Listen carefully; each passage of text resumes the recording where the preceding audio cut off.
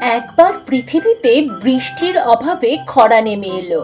একে একে মানুষ ও জঙ্গলের পশু মারা যেতে লাগলো।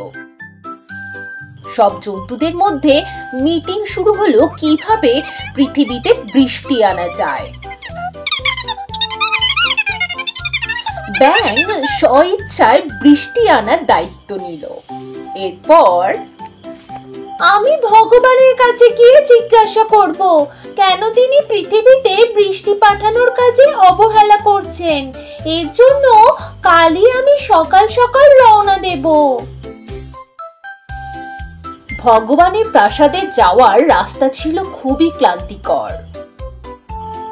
আরে আরে ব্যাঙ ভাই, এত তাড়াহুড়ো করে চললে কোথায়? ভগবানের কাছে যাচ্ছি গো, বড্ড খরা, না খেতে পেয়ে সব এক এক করে মরছি।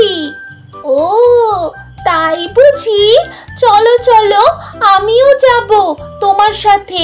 এই খরার জ্বালায় আমিও নাজেহাল।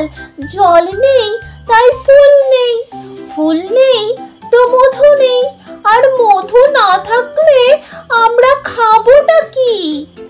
ও চলো চলো তাহলে, তুমি গেলে ভালোই হবে।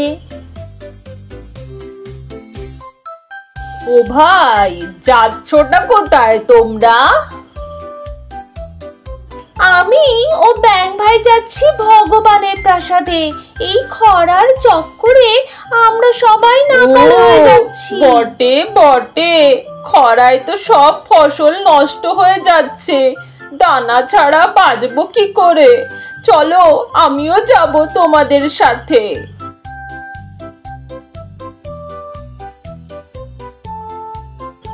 আরে তোমরা তিনজন দল বেঁধে যাচ্ছোটা কোথায়? আমরা যাচ্ছি ভগবানের কাছে নালিশ জানাতে। খরার জ্বালায় আর টিকতে পারছি না। আমিও যাব তাহলে তোমাদের সাথে। জঙ্গলের সব প্রাণীরা যদি একে একে মারা যায় তাহলে তো না খেতে পেয়ে আমিও মরে যাব, তাই আমিও যাব। চলো তাহলে।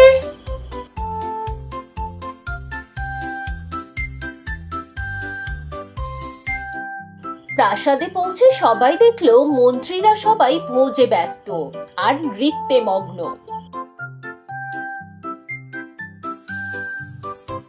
আমরা ভগবানের সাথে দেখা করতে চাই।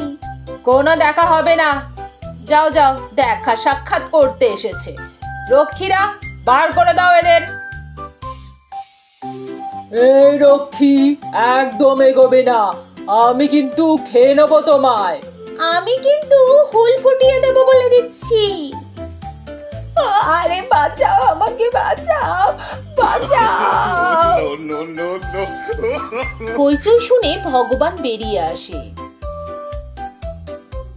কি হচ্ছে এখানে? এত হইচই হচ্ছে কেন? আমরা খরার অভাবে খুব কষ্টে আছি ভগবান, দয়া করে আমাদেরকে বাঁচান। কি? মন্ত্রী এখনো বর্ষা পাঠায়নি? মন্ত্রী, মন্ত্রী, আগে এখনো পৃথিবীতে বর্ষা পাঠানো হয়নি কেন? ওরা কষ্ট পাচ্ছে আর তোমরা এখানে ফুর্তি করছো? আগে ভুল হয়ে গেছে, আমায় ক্ষমা করে দিন, আমি এক্ষুনি পাঠাচ্ছি। কিছুক্ষণের মধ্যেই মেঘ পৃথিবীতে এসে পৌঁছায় ও পৃথিবীকে বৃষ্টিতে ভরিয়ে দেয়। পৃথিবী আবার শস্য শ্যামলা হয়ে ওঠে আর সব প্রাণীরা আনন্দে মেতে ওঠে।